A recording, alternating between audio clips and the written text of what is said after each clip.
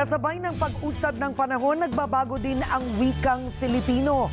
May mga salitang nadadagdag, lalo pa nagpapaunlad ng ating wika.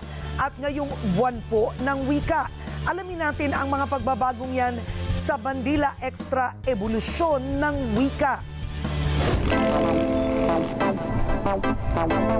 Filipino ang ating pambansang wika, pero bukod sa mga dialekto, iba't ibang henerasyon ng mga Pinoy, iba-iba rin ang salita. Sa mga vacancy na shorty pa nag-outsing, go lang.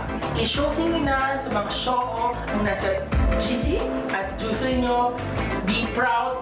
Hindi naman may tusok-tusok na fish balls. Ano nakaka-upset? Wow!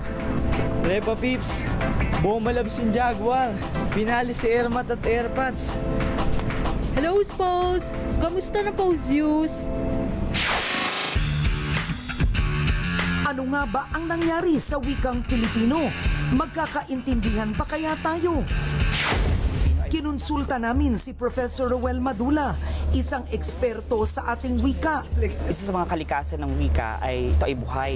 Kaya kapag patuloy itong ginagamit ng tao, ito ay matutuloy natin isang buhay na wika. Ibig sabihin patuloy itong nagbabago, patuloy itong nanganganak. Ang tanong ng marami, ano nga ba ang pagkakaiba ng Tagalog sa Filipino?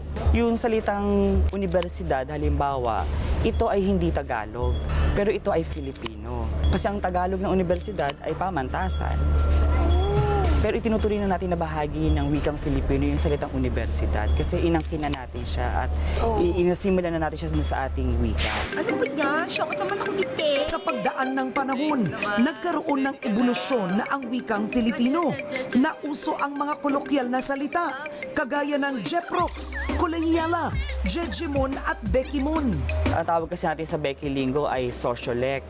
Ito ay wika na nililikha ng isang grupo ng mga tao na nabibilang maaaring batay sa kasarian, batay sa edad, o batay sa mga interes na pinagkakaabalahan. Bigyan mo ako ng mga words. Sword Speak, 70s. Yung anda, halimbawa, para sa pera, yung atik, para sa kita. Ito ay mga bunga, no, produkto ito nung Swardspeak na tinatawag. Wardja, ginagawang jaguar. Bomalabs.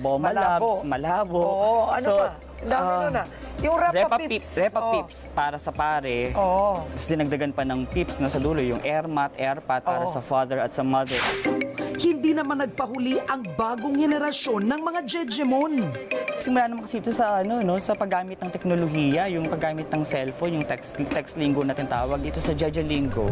Mas malikain nga lang kasi pinapahaba mo yung mga salita. Ginagamitan mo ng mga lowercase and uppercase letters. Ayon sa ekspertong si Ora Berta Abiera ng UP, depende sa gamit. May iba't ibang anyo rin ang wikang Filipino.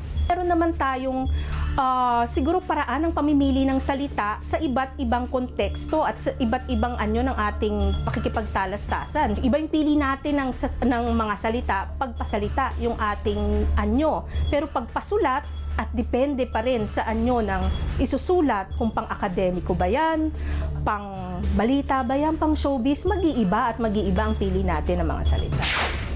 O baka hindi nyo alam, ang salitang Becky na tulad ng Shugi ay nandito na ngayon sa UP Filipino Dictionary.